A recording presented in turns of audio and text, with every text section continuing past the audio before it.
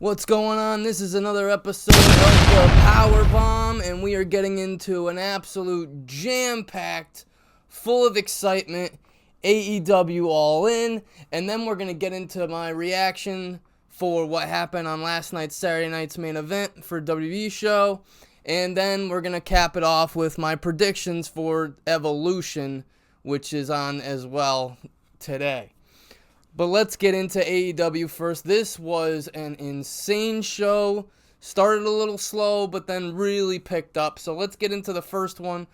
The AEW Trios Championship match. The Ops defending their titles against the Death Riders. It was alright.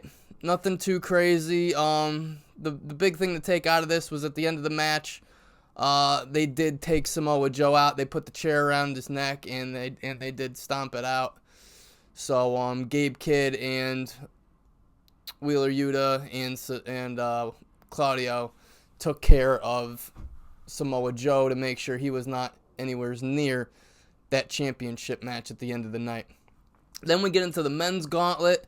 It started out strong with MJF and Mark Briscoe.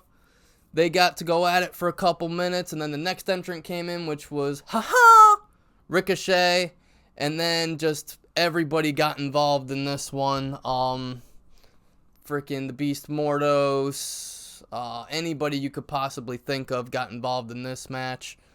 But the right winner was Maxwell Jacob Friedman, MJF. He needs to get back into this championship picture, especially with what happened later on. You needed a big time heel, and Maxwell is the right person for this. Fully agree with the decision, and that was one of my predictions. I did say MJF was going to win that gauntlet.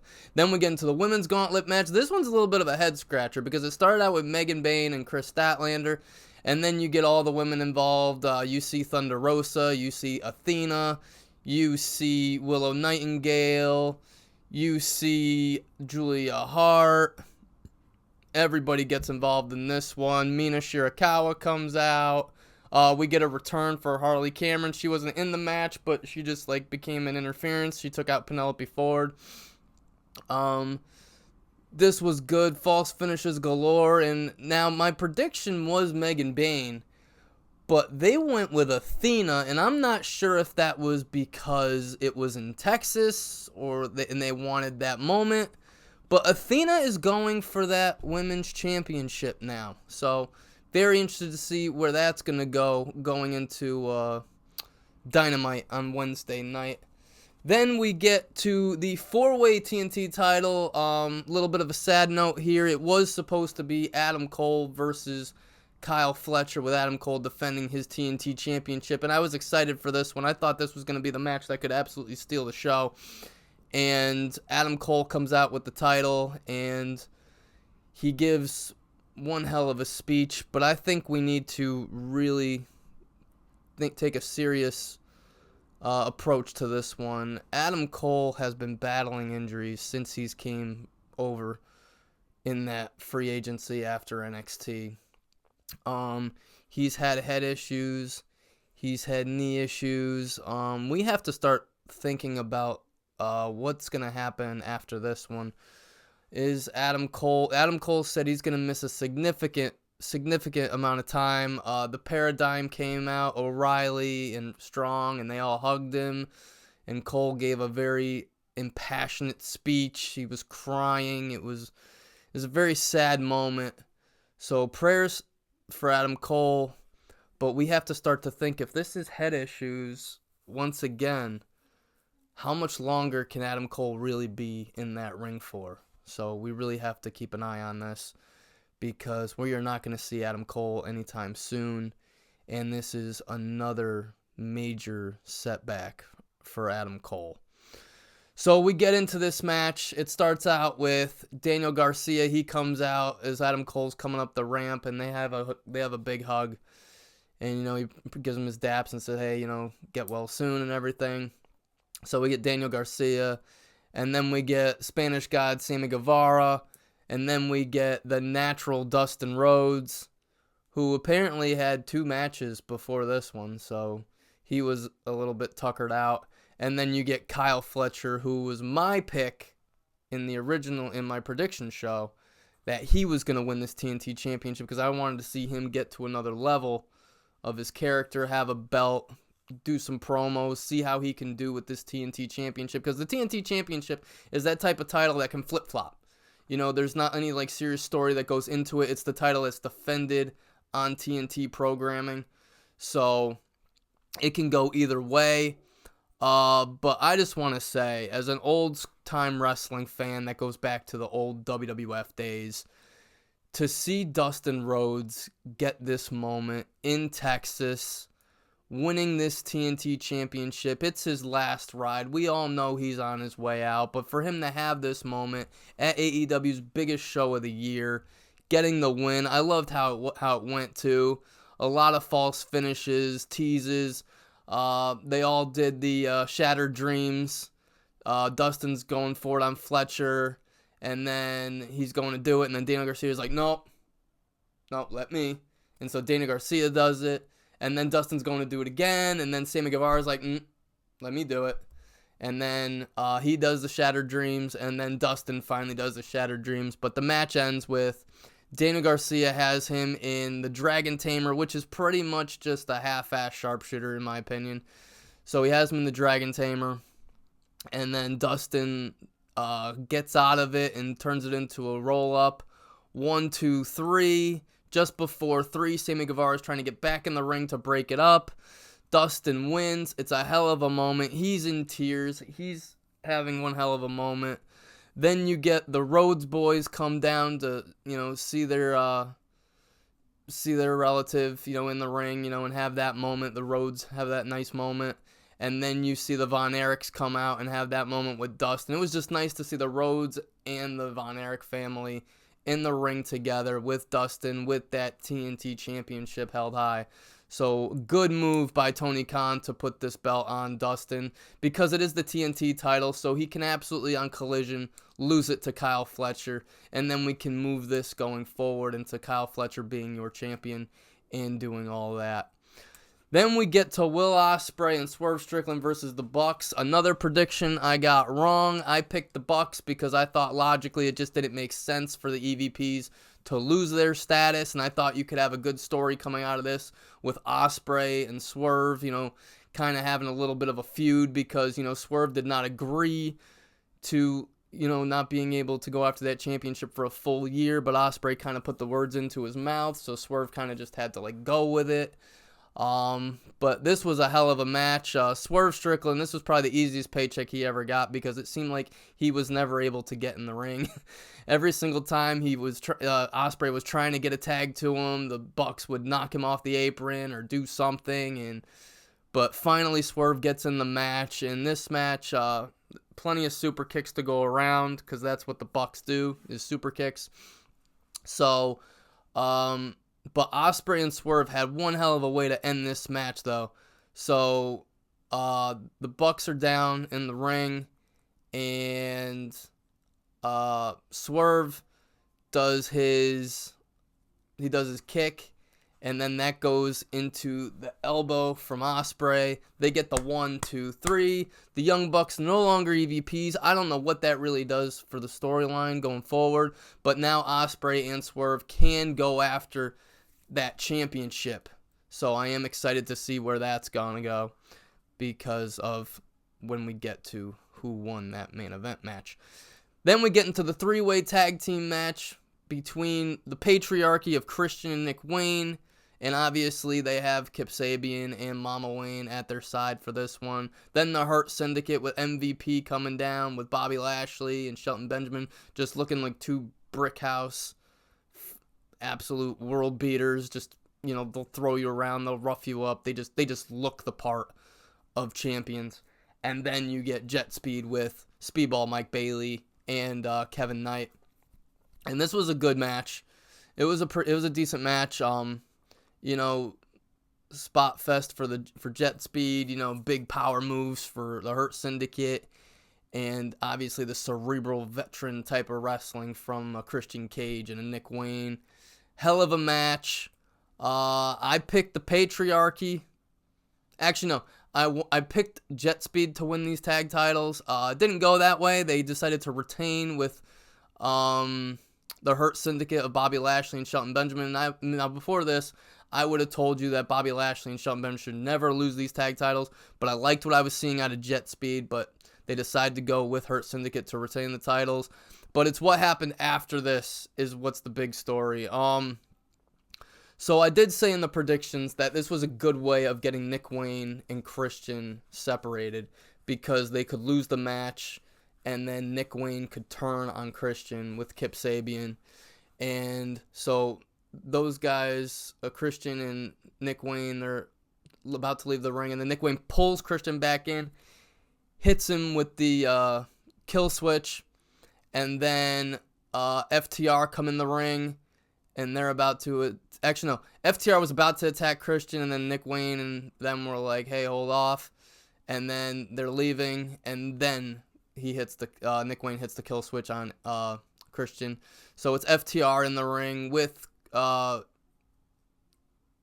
Nick Wayne and Kip Sabian. And then they go to get a chair, and they put it under Christian's head. And then they get another chair, and they're about to do the concerto when... You think you know me? Cope returns, and right when they were doing the chair spot, I was like, oh my god, they're bringing back Cope. And they bring back Cope. He's got Spike in hand. He goes in there. He clears the ring. Great moment. The fans are going nuts. And then he goes to grab Christian. And remember when Christian was like, go fuck yourself? Well, Cope went to Christian and said, go find yourself. So obviously we're heading to a reunion of Christian and Edge, and we're going to run it back with that one more time. So looking forward to seeing what happens there. Then we get into the AEW Women's Championship match. This is going to be a reoccurring thing on the POWERBOMB here. Chef's kiss to this one. This was the match of the night. Mercedes and Toni Storm absolutely killed this. Absolutely killed this. False finishes, great wrestling, great storytelling. Mercedes doing everything she can to win this championship, doing bank statements, doing money makers. I mean, it was such a great match. And the way it ends, the only way it could possibly end, Toni Storm hit like 3 Storm Zeros. Mercedes still got the arm up. And then finally the match culminates with Toni Storm getting Mercedes at the top rope and doing a Storm Zero off the ropes.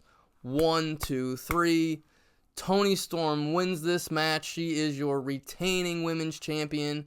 Mercedes obviously still has 6 belts. We will see where this is going to go because Athena is the number one.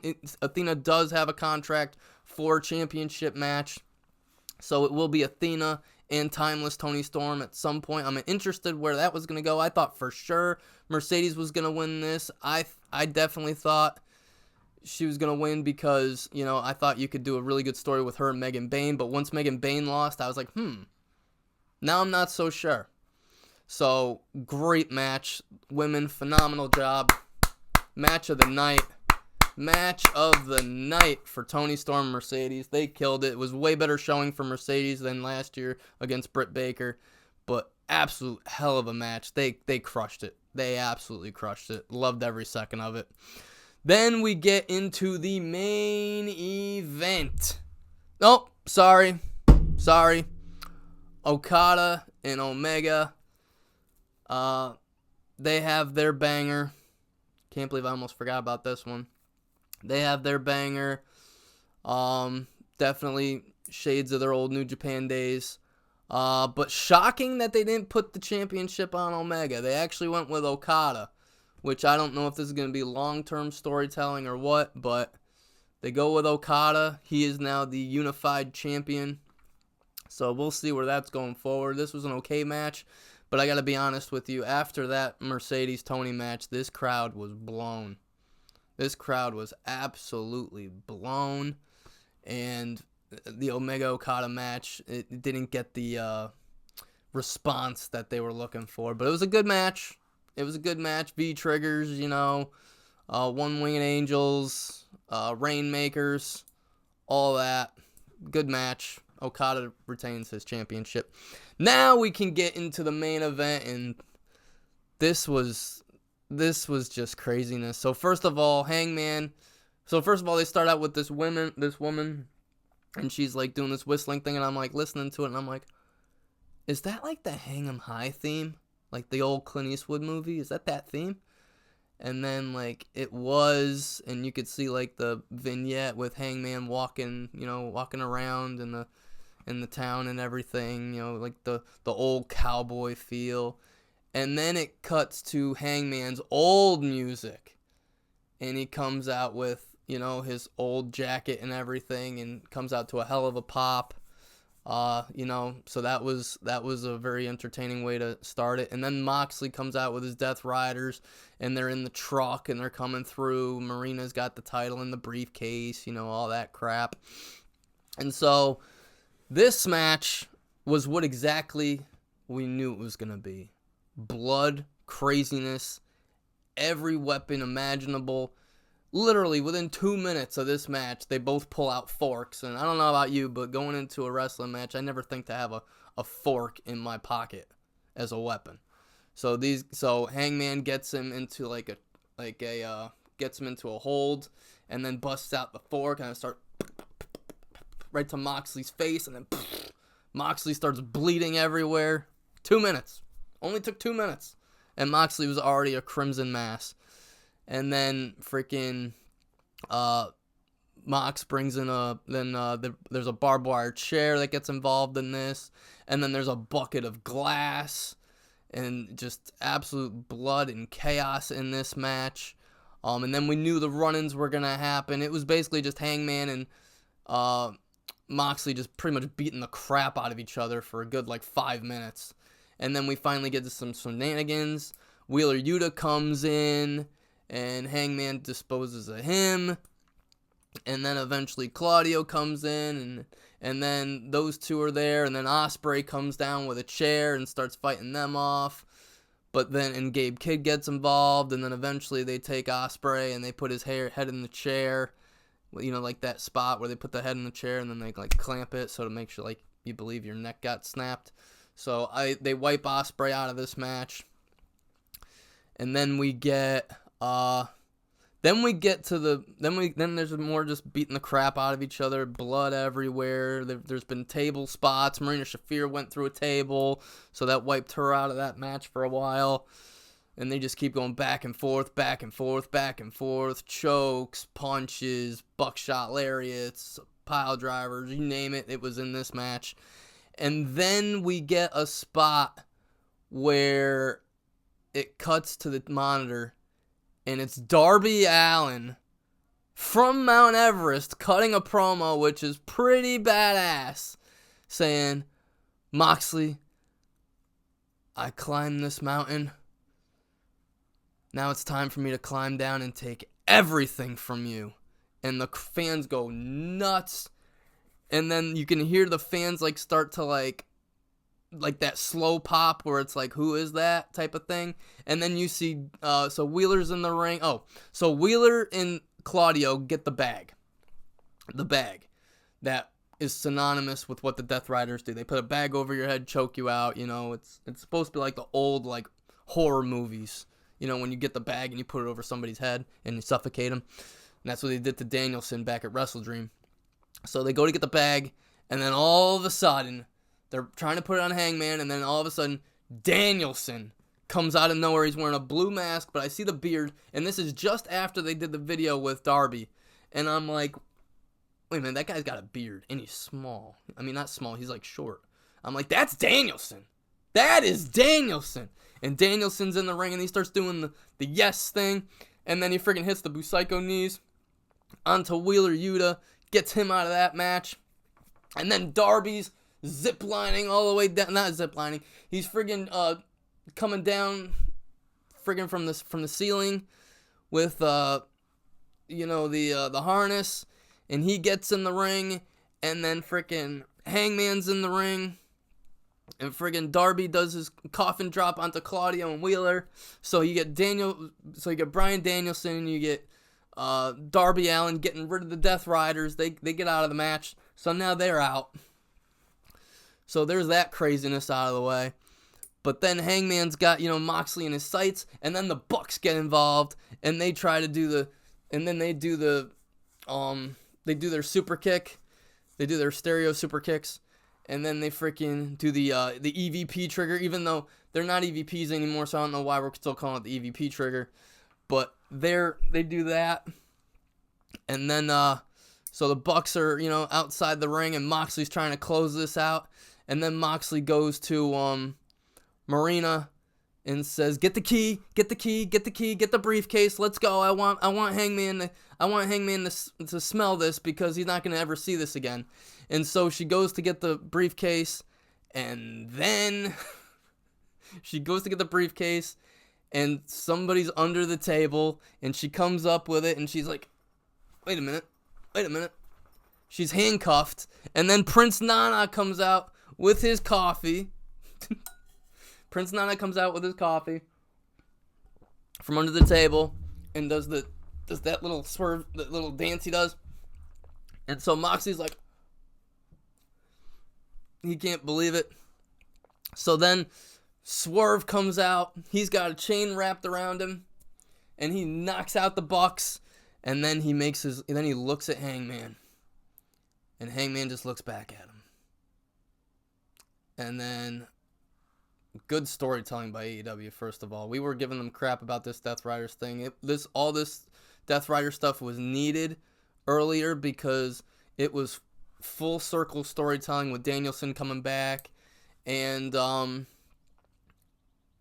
Darby, and then Swerve coming down with the chain, and obviously from Collision, Hangman and Swerve had that chain, and then so Swerve gives the chain to Hangman. They have their moment. He pretty much gives him like a salute like this. Hangman pops Moxley in the face with it. Then he wraps it around his neck and then throws him over the ropes, and then friggin' pretty much hangs him, and then Moxley's like, and he eventually taps. So yes, Hangman did win the championship. It is back. It is out of the briefcase. This beautiful championship can now be seen everywhere in the world by Hangman. Very interested to see what happens on Dynamite going forward on Wednesday. Very interested to see what stories are going to be told, what stories are going to continue. Also, there was a spot where Moxley and Marina went into the ring and grabbed this huge bed of nails. And Hangman took a couple bumps on it. Moxley took one hell of a bump on it.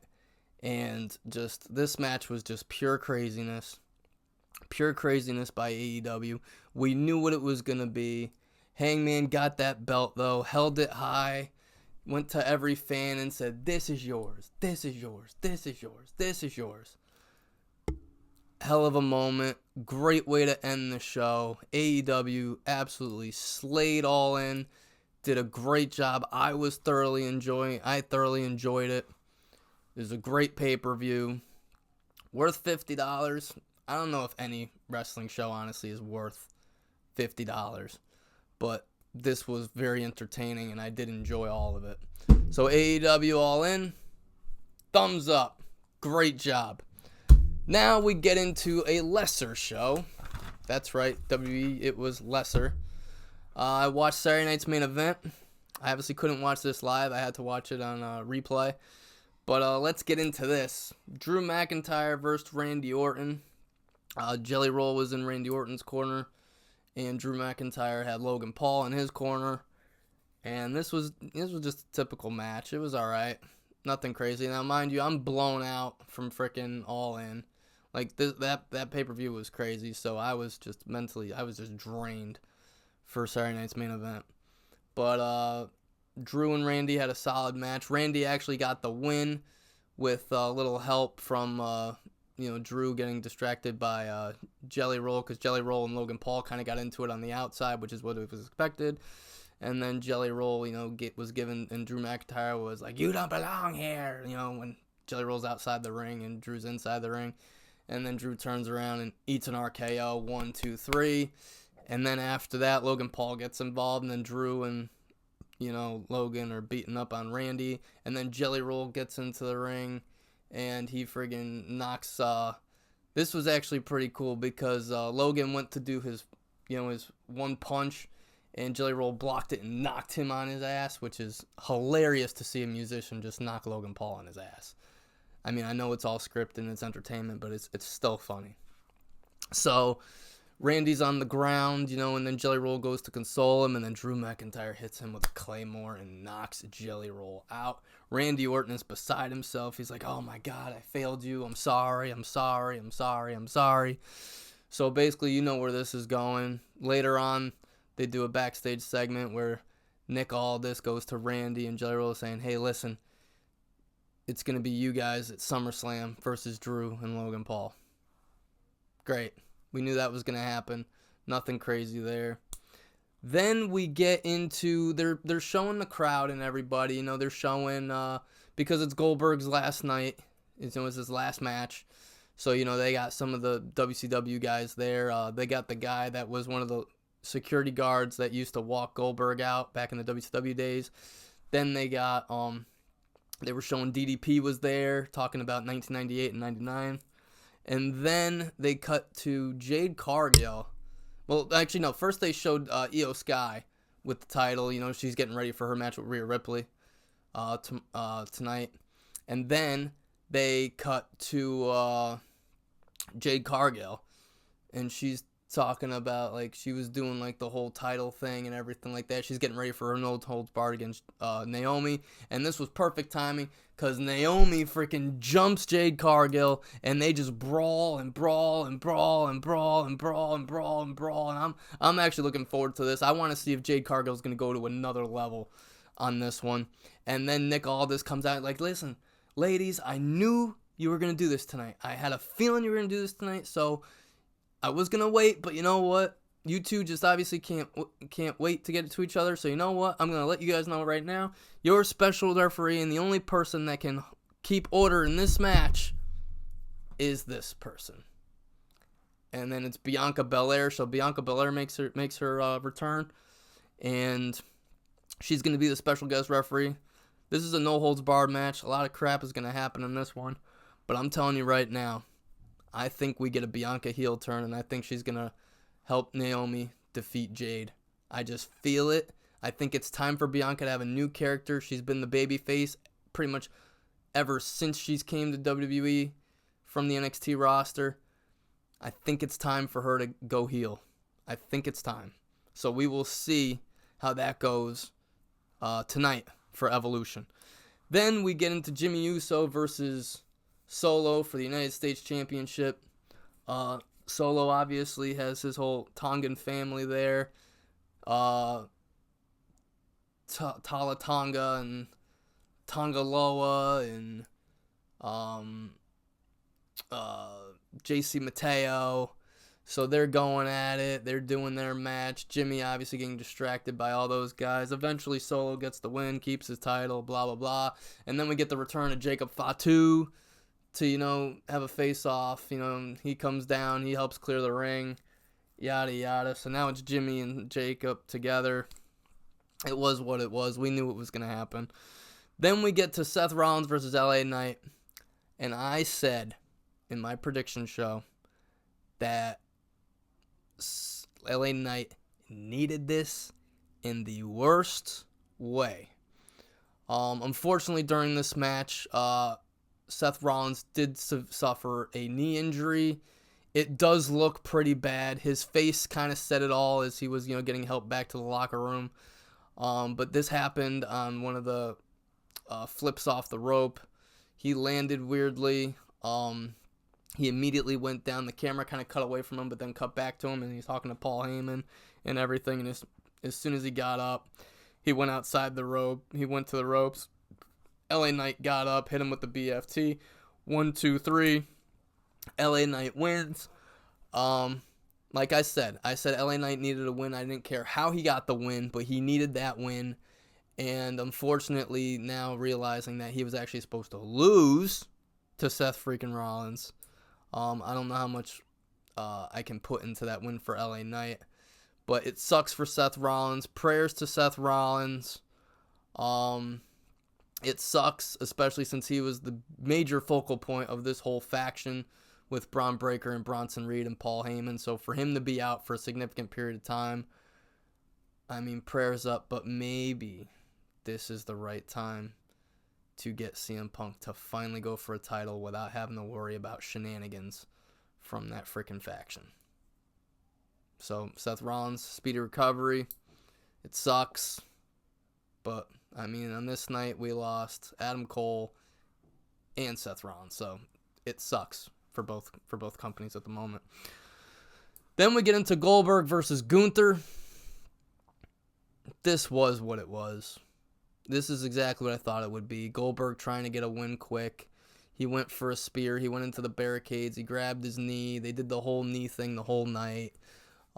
His kid got involved. Gage. It was what it was. Eventually, Gunther choked out Goldberg in Atlanta. They have the nice moment. Everybody gets in the ring. All Goldberg's friends, his family, everybody's in the ring. He says, "Thank you. It's been real. I appreciate everyone that came out tonight, yada, yada, yada." I don't give a rat's ass about Goldberg, unfortunately. I cared about him maybe back in the late 90s, but now I could care less. The guy was a absolute monster in the ring. He was also a wild animal in the ring. He ended some people's careers, like, Bret Hart, for example. But I digress. Goldberg's last match was in Atlanta. Good for him. I'm glad he's gone. I never want to hear Goldberg's music ever again. I never want to hear the Goldberg chants ever again. Thank you for coming. And sayonara, Goldberg. Now, let's get into my prediction show for tonight, which is all women's pay-per-view, WWE Evolution. Looking forward to this one. This is a long powerbomb, guys, so if you're still here, I really appreciate it. Please like and follow for more content. But let's get into it. The Women's Battle Royal. I'm not going to go through the laundry list of women that are in this. It's Nikki Bella and a bunch of people. I mean, it's crazy. Piper Niven, Alba Fire, just everybody's in this one.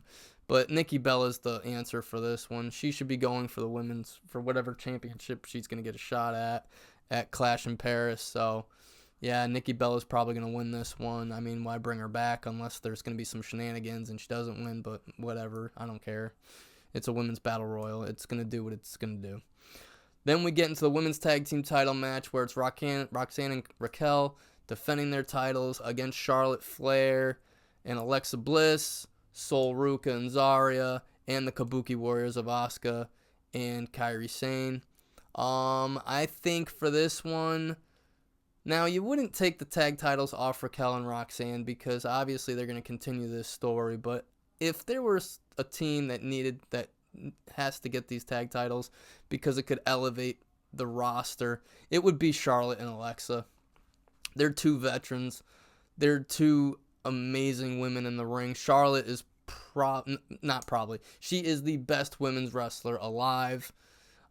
She should have beat Tiffany Stratton back at WrestleMania, and I will stand by that because so far Tiffany Stratton has been a huge disappointment. And also Charlotte Flair has gone on the record saying that line that Tiffany Stratton hit on her where she's 0 for 3 really hit her hard. Like that hit Ashley. That did not hit Charlotte. That hit Ashley right in the heart. So whoever in WWE decided for that line to happen, or if Tiffany Stratton, if your bitch ass decided to go for business for yourself, screw you, because wrestlers that deal with online bullying sometimes take their own lives. So that is something to not mess with. So Tiffany Stratton, if you went in for business for yourself, screw you. If it was a writing team for WWE, screw you as well. Because that was an absolute low blow shot. And it was pathetic because Tiffany Stratton's character is such shit that she had to pull that line because she was getting so cooked on the mic by Charlotte. It wasn't even funny. So let's put those tag titles on Charlotte and Alexa. I think that's the right move. I think it's the move to get talent over. So that's the way it should happen. Then we get to Jacy Jayne versus Jordynne Grace for that NXT Women's Championship. I like what Jacy Jayne is doing. I like the faction she's in with Fallon Henley and that other girl. I don't know her name. But I like what they're doing. So I think Jacy Jayne should retain. I don't think Jordynne Grace is there yet, especially on the mic and in other facets of her character. She still needs more time. She's only been in NXT for a cup of coffee so far. Yes, I know she was a dominant TNA champion, but we are in NXT now. So that's what has to happen. So then we get to... So yeah, Jacy Jayne will retain against Jordynne Grace. Then we get to Naomi versus Jade for the no holds barred match with Bianca as the special guest referee. And I think it's time for Bianca Belair to turn heel on Jade Cargill. And I think it's time for Bianca to take her character to another level. So I think she helps Naomi at the end of this one. And those two become a team with Bianca being a heel. Then we get to the women's IC title match between Bayley, Lyra, and Becky. This has been a great story. This has been entertaining. Lyra's been the MVP of this so far. Becky is a pain in the ass as the IC champion. I think it's time to put that title back on Lyra Valkyria. I think she's the better of the Intercontinental Champions for the women's division. She's the only one that I think of her as the IC champion. I could care less about Becky Lynch's run. I could care less about Becky Lynch's character. So give me Lyra Valkyria to win this. Then we get to the Women's WWE Championship match between Trish and Tiffany. And I think Tiffy time runs out in this one. I think Tiffany Stratton loses to Trish Stratus. I think it's a nice moment for Trish. She wins that championship, and then Tiffany completely just takes her out. Tiffany takes her out. She turns heel again. She turns heel, which would be the right move because Tiffany needs some type of new character change because this babyface run has been absolutely deplorable. The fans just care to say Tiffy time. They don't care about Tiffany as the wrestler. They just care about Tiffany as the one-liner. So, yeah, it's time to get that title off Tiffany onto Trish Stratus. Heel turn by Tiffany. I don't care if this is such an ass beating on Trish Stratus that they got to vacate the title on SmackDown and then they do a tournament going into SummerSlam. I don't care, but just get this title off of Tiffany Stratton. Please, God, get it off of her. And also, why did we even bother having her beat Charlotte? We could have had Charlotte win at WrestleMania and then Tiffany could have been chasing this title all the way to SummerSlam and you could have got more fans on Tiffany's side. But instead, you did this nonsense, and this title reign by Tiffany probably has to go down as one of the worst in wrestling history. Then we get to the main event. Rhea Ripley going for that women's championship against Io Sky. Now, do they save Rhea Ripley winning this championship at SummerSlam for that big moment in front of a lot of people at MetLife? Or do we just put the title on Rhea Ripley now because it's the obvious choice and she needs to get that championship back? She is the absolute woman in that division, and we should get that championship back on Rhea Ripley. So there's two ways you can go with this. Io wins, Rhea gets it at SummerSlam, or Rhea wins and then she goes and defends that title at SummerSlam. I think personally, you put the title on Rhea Ripley. It's the right move. It's the only move, and that's what I expect to happen. So those are my predictions for Evolution. Those were my reactions to the two shows yesterday, All In, which absolutely killed it, and Saturday Night's Main Event, which was just a glorified house show, and it was mid at best. And then I gave you my predictions for tonight's WWE Evolution. So everyone, enjoy your Sunday. I know I will. 7 o'clock is when the show starts on Peacock. Make sure to watch it. It should be a good one. And have a great rest of your Sunday. This was the Power Bomb. JP. Enjoy your day.